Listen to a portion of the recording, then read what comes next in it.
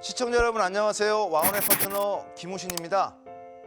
지난 시간에 코스피 200 파생 상품에 대해서 말씀을 드렸더니 너무 많은 분들이 폭발적인 반응이 있어가지고요. 제가 오늘은 더 흥미로운 내용을 준비했으니까 여러분들 귀 기울여서 잘 들어보시기 바라겠습니다.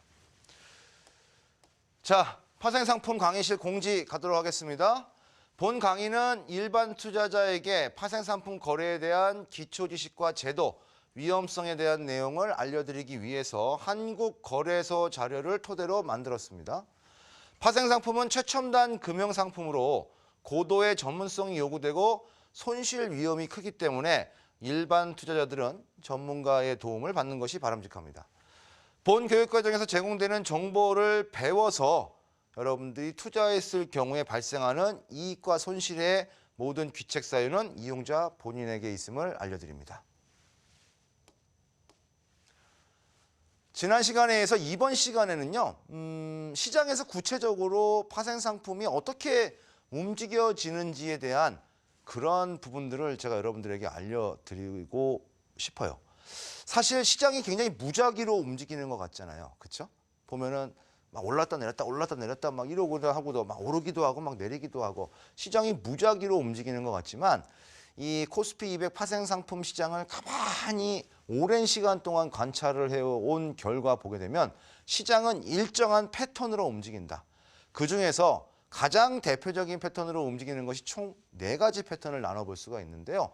오늘은 그 4가지 패턴에 대해서 먼저 공부를 해보고 넘어가도록 할까요? 자, 4가지 패턴을 우리가 알으려고 할 때는요. 이 선물의 흐름을 알아야 돼요. 선물이라는 것은 코스피 200 지수와 거의 똑같다고 보시면 돼요. 그래서 코스피 200 지수를 추종하는 그러한 선물 지수라고 보시면 되는데 코스피 200 지수 자체를 직접적으로 거래할 수가 없기 때문에 코스피 200 지수를 거래할 수 있도록 만들어 놓은 상품이 선물이라고 보시면 될 것 같습니다. 그래서 이 선물은 거의 한국 코스피 종합주가 지수의 주가 흐름과 거의 유사하게 움직여줍니다. 그런데 단점이 하나 있는 게 뭐냐면 장점이자 단점인데요. 선물은 약 10배 정도의 레버리지를 가지고 있어요. 대략 약 10배 정도 레버리지를 가지고 있거든요. 이게 무슨 얘기냐면요. 어떤 주식 투자하시는 분이 약 주식으로 약 7천만 원어치 정도의 주식을 보유하고 있어요. 근데 이 7천만 원어치 주식을 팔 수가 없어. 지금 시장에서. 그런데 주가가 하락할 것 같아 라고 했을 때 그 하락하는 것을 방어하기 위해서 해지라는 것이 필요한데 그 해지가 뭐냐면 주식 7천만 원의 선물 한 계약을 매매를 해서 포지션을 가지고 있으면 해지가 되는 거예요. 주식을 가지고 있기 때문에 선물은 한 계약 매도를 해야 되겠죠. 그러면 이게 1대1 해지로서 완전 해지가 되거든요. 그래서 주식 7천만 원이 예를 들어서 10% 떨어졌어요. 그럼 700만 원 손실이잖아요. 그럼 선물 한 계약 매도해 놓은 거에서 700만 원 이익이 날 수가 있어요. 그래서 이렇게 해서 이제 이 주식과 선물을 합성을 해가지고 이 패치 포지션을 만드는 데 이용하는 것이 선물인데 보시는 것처럼 이 선물 한 계약에 들어가는 돈이 약 700만 원 정도 들어갑니다. 원래 포지션은 7천만 원인데 700만 원 정도 들어가니까 이게 약 주식에 비하면 10배 정도의 레버리지가 있는 거죠. 그래서 이렇게 해지로 거래하시는 분들도 많지만 이 레버리지를 통해서 선물 매매를 투기성 내지는 차익거래성으로 매매하시는 분들도 많이 있거든요. 그래서 이 선물 매매가 그날의 움직임을 굉장히 자주 좌지우지하는 그런 모습들이 있는데요. 가끔 보면 해지 거래자 같은 경우에는 이제 일간 단위, 일봉 단위로 거래를 하셔도 무방하겠습니다만 레버리지가 10배인데 해지가 아닌 일반적인 투기 거래를 했을 때 일봉 단위로 매매를 하게 되면은 자칫 잘못하면은 선물도 큰 손실이 날 수가 있겠죠. 그렇죠? 그렇기 때문에 선물 매매는 이 당일 매매를 해서요. 일봉 매매, 즉 주식에 의한 일봉 매매의 단점을 커버하는 그러한 장점이 있다고 보시면 될 것 같아요. 그래서 패턴들이 제가 4가지 패턴 알려드릴게요. 어떤 패턴이 있냐면 아침에 어떠한 이유든 간에 올랐어요. 올랐다가 오른 것만큼 내려와 다시. 그리고 하루 종일 옆으로 횡보하다가 마지막에 떨어지는 패턴. 이런 패턴 굉장히 많이 있어요. 또 한 가지 패턴은요. 아침에 어떠한 이유든 간에 떨어져서 시작을 해요. 뚝 떨어졌다가 떨어진 만큼 반등을 주죠. 반등을 주고 나서 그냥 하루 종일 별 볼 일 없다가 마지막에 올라가는 패턴. 이런 패턴 아마 여러분들 많이 경험해 보셨을 거예요. 주로 미국 시장이 상승했어. 또는 무슨 호재가 나왔어. 그랬을 때 아침에 강하게 땅 시작해가지고 확 올랐다가 오는 것만큼 다시 되돌리죠. 그리고 하루 종일 별 볼 일 없어요. 또는 미국 시장이 하락했어. 그러면 딱 떨어져가지고 밑으로 뚝 떨어졌다가 많이 떨어졌네? 그래서 매수가 들어와서 다시 회복시켜놓고 하루 종일 별 변화가 없는 이러한 날들이 많이 나오는 패턴들 중에 하나거든요. 이럴 때 보게 되면은 미결제 약정이라는 것이 매우 중요합니다. 이 선물에서는 이 미결제 약정이 굉장히 중요한 건데요. 뭐 주식에서는 미결제 약정이라는 단어를 쓰지는 않고요. 옵션에서도 뭐 미결제 약정이라는 단어를 쓰긴 합니다만 옵션의 미결제 약정은 뭐 거의 중요하게 보지는 않습니다. 대부분이 옵션 미결제는 항상 늘기 때문에. 예. 근데 선물은 이 미결제 약정의 증가냐 하락이냐 이게 되게 중요한데요. 보통 이렇게 아침에 강하게 올랐다가 다시 제자리 돌아오고 하루 종일 별 볼 일 없는 날이 나오는 게 상승할 때 미결제 약정이 확 늘어요. 그럼 상승할 때 미결제 약정이 확 는다는 얘기는 뭔가 외부에서 호재가 있거나 뭔가 호재거리로 인해서 사람들이 선물을 막 산다는 얘기예요. 그냥 있는 선물 원래 없었는데 선물을 그냥 막 산다는 얘기예요. 그러다가 사다 보니까 갑자기 보니까 이거 너무 많이 샀어. 너무 많이 올랐어라는 생각이 들어서 그 산 선물 미결제 약정을 파는 거죠. 파니까 미결제 약정이 감소하면서 주가가 하락이 나오는 겁니다. 그리고 나서 얘네들이 매매가 끝났어요. 즉 큰 단위에 있는 친구들이 아침에 한번 매매가 끝나버리고 그리고 나서는 옆으로 행보한다는 얘기는 아무것도 안 하는 거죠. 이해되시죠? 자, 반면에 이 내려갔다가 올라오는 거는 역시 마찬가지예요. 내려가면은 그럼 미결제 약정이 어떻게 되겠습니까? 증가할까요? 하락할까요? 아까 제가 여기서 올라갈 때 미결제 약정이 증가한다고 그랬잖아요. 그럼 내려갈 때는 미결제 약정이 어떻게 될까요? 어떤 분은 증가한다 생각하시는 분도 있고 어떤 분은 감소한다고 생각하시는 분도 있을 것 같은데 정답은 이렇게 내려갈 때 미결제 약정이 늘어납니다. 왜냐하면 선물은 공매도가 가능하거든요. 주식은 없는 주식 갖다 팔 수는 없는데 선물은 아무것도 없이 돈만 있다가 갑자기 선물을 매도를 때릴 수도 있어요. 공매도가 가능하거든요. 그 공매도를 치면은 역시 미결제 약정이 늘어납니다. 미결제 약정이 늘어나다가 너무 많이 빠진 것 같아. 매도를 너무 많이 한 것 같아. 그랬을 때 그 공매도 쳤던 그 부분들을 숏 커버링, 즉 환매수를 하는 거죠. 환매수하는 관점에서 주가가 다시 제자리까지 올라오는 모습이 나오면서 미결제 약정이 감소가 돼요. 그리고 나서 마찬가지로 오후장에 행보하는 이유는 아침에 한번 움직임을 크게 줬기 때문에 두 녀석 다 아침에 올랐다가 내리든 또는 내렸다가 오르든 간에 아침에 두 번의 큰 흐름을 줬기 때문에 오후장에서는 아무것도 안 하고 그냥 가만히 있는 거죠.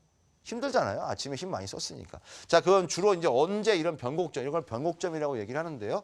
언제 이렇게 변곡점들이 나타나느냐라고 하는 건 보통 이제 10시와 11시 사이에 해외 증시가 시작이 되거나 해외 증시의 아시아 증시 흐름들이 진행이 되기 시작하거든요. 그때 사이에서 보통 변곡점, 고점이나 저점이 형성된다.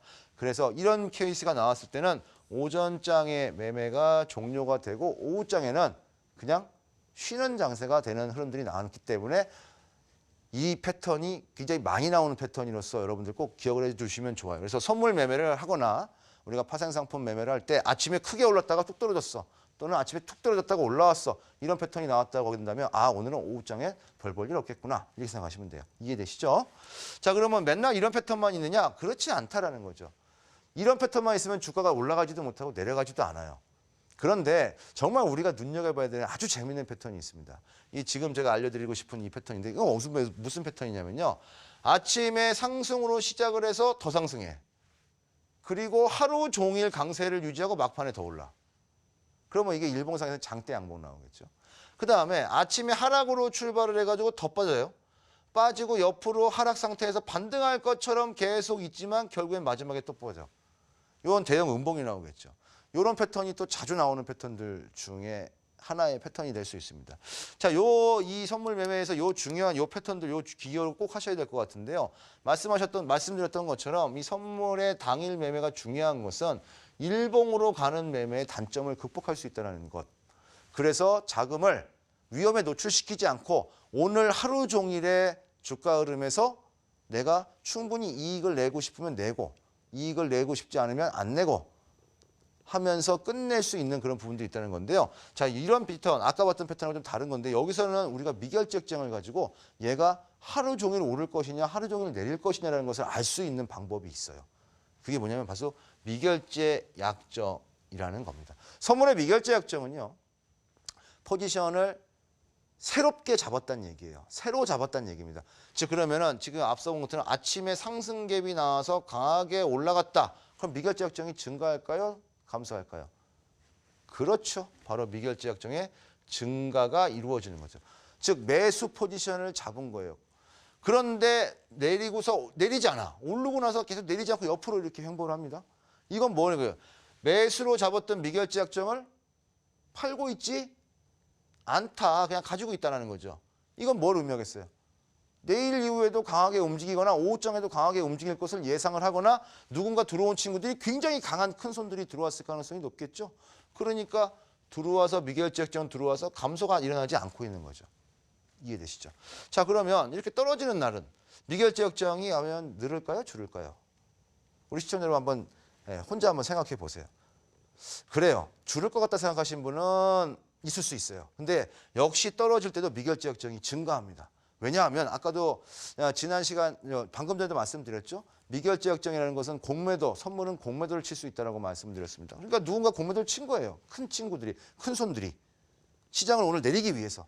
그 선물을 막 공매도를 쳐가지고 미결제약정이 증가하는 거죠. 근데 헷갈리시는 분들이 있어요. 아니 내렸는데 미결제약정은 증가했대. 요게 이제 파생상품에서 거래할 때 약간 좀 어려운 부분들, 주식만 하시던 분들 같은 경우는 조금 어려울 수 있는데 미결제약정이 증가하는 것은 주가가 오르든 내리든 그 방향으로 증가하는 거예요. 그리고 나서 별 볼 일 없다라는 얘기는 매도로 막 쌓아놓고 나서 이 매도를 청산 안 한다는 얘기죠.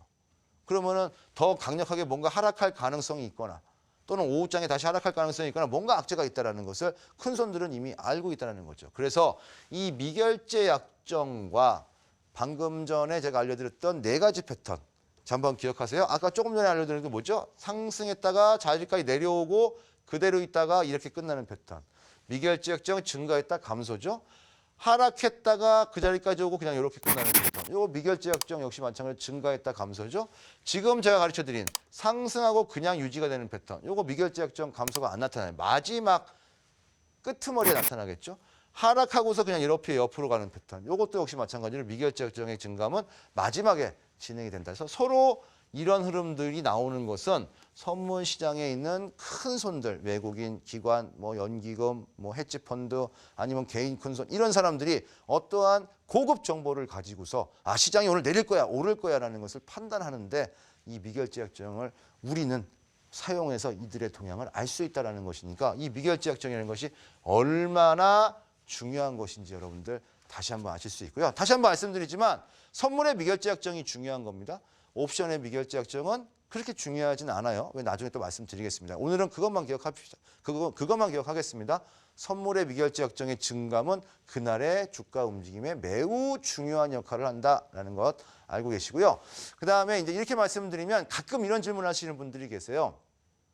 3월 동시만기, 6월, 9월, 12월 동시만기 때는 왜 미결제약정이 늘질 않죠? 라고 얘기하시는 분이 계시는데 그것은 동시만기 때는 미결제약정이 차월물은 늘어나고요.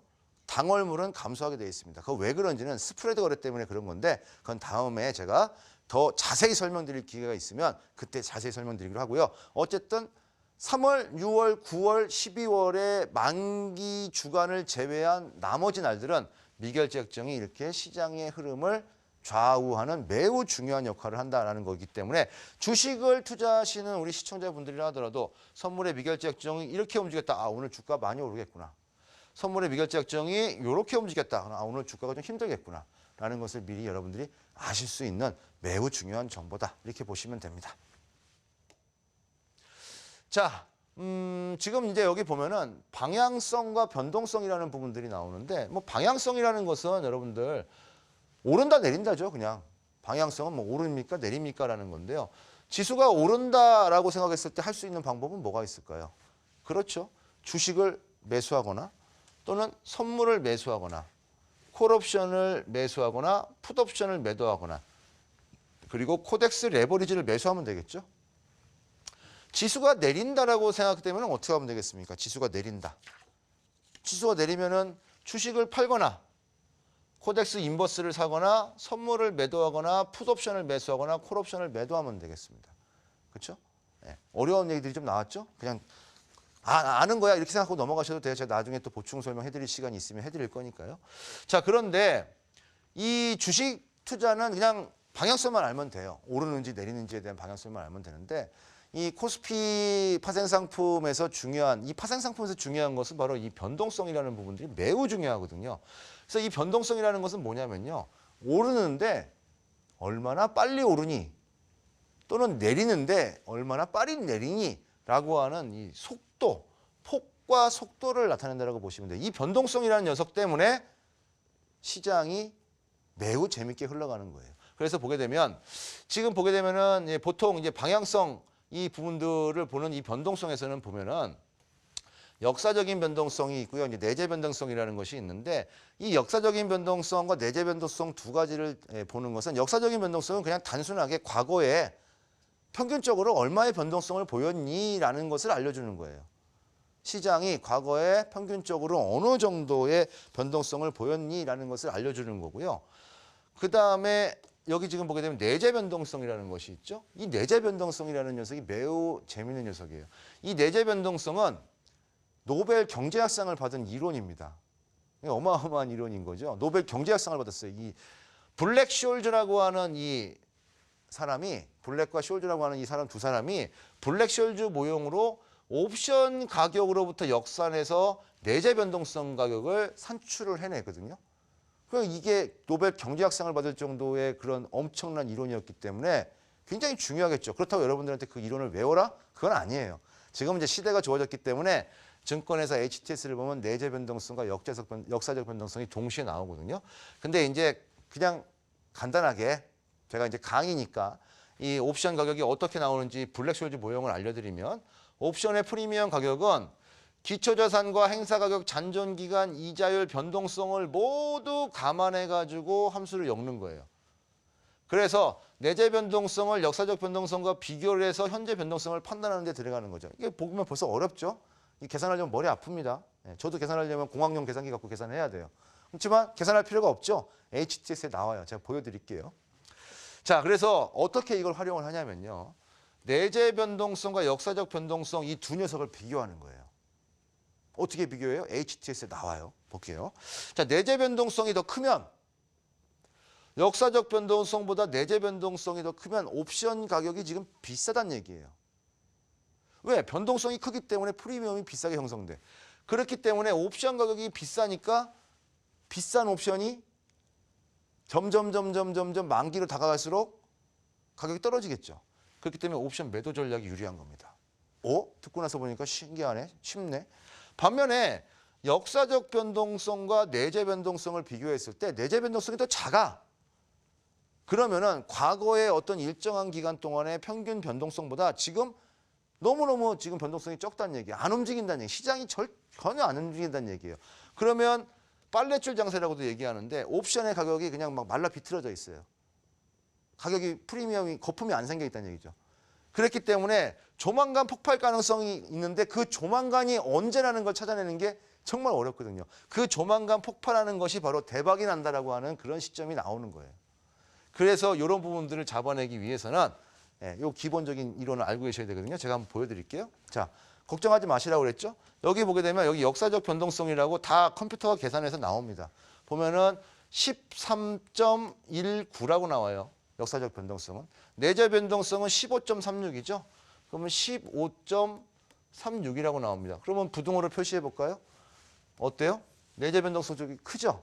내재 변동성이 이 녀석이고 역사적 변동성이 이 녀석이니까 지금은 옵션 가격이 고평가되어 있다, 저평가되어 있다. 그렇죠. 바로 옵션 가격은 지금 고평가되어 있다. 그렇기 때문에 내재 변동성과 역사적 변동성을 비교했을 때 내재 변동성이 더 크면 옵션 가격이 고평가다. 고로 옵션 매도하는 매도 전략이 유리하다라고 하는 결과가 도출이 되는 겁니다. 여러분들 이해 많이 되시죠? 그러면 역사적 변동성보다 내재 변동성이 더 작은 경우는 없습니까? 지금은 없어요.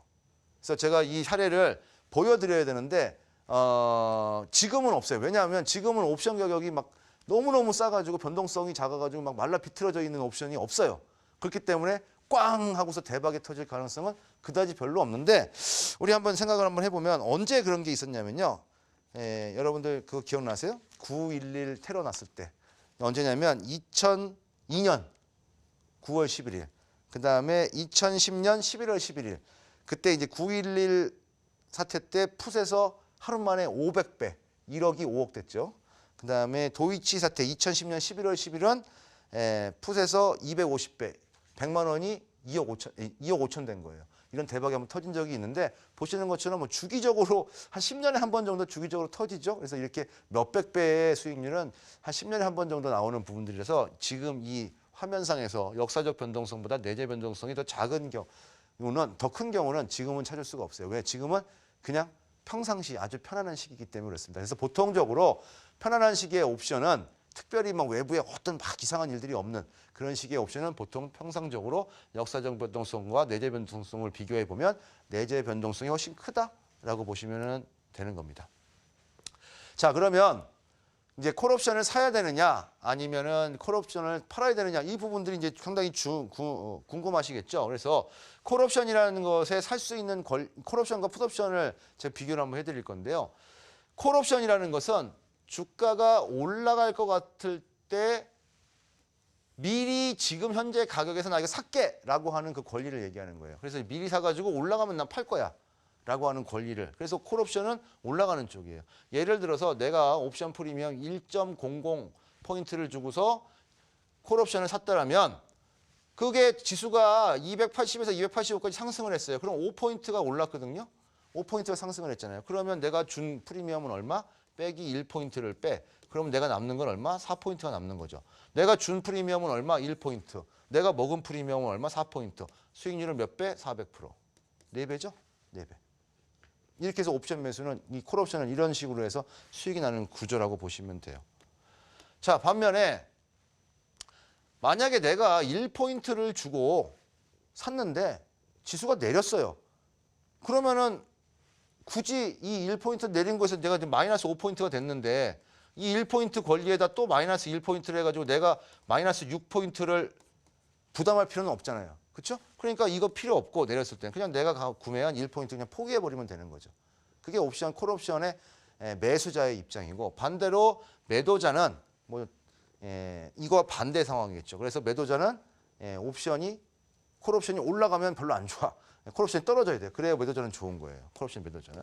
자, 반면에 이제 풋옵션입니다. 방금 전에 제가 이제 콜옵션에 대해서 말씀을 드렸는데 풋옵션은 뭐냐면요. 지수가 떨어지면 좋은 거예요. 그래서 풋옵션을 매수했다. 내가 예를 들어서 1포인트를 주고서 풋옵션을 샀다라고 했을 때 샀는데 내 예상대로 예를 들어서 지수가 마이너스 5포인트가 빠졌어요. 마이너스 5포인트가 빠졌죠? 그러면 내가 산 거는 1포인트짜리 샀잖아요. 그럼 뭐예요? 이거 가감해보면 마이너스 4포인트가 나오죠? 이 마이너스 4포인트만큼 나는 떨어졌으니까 떨어지는 쪽에 베팅했으니까 이게 플러스 기호가 붙어버리면서 역시 400%의 수익률이 나오는 거죠.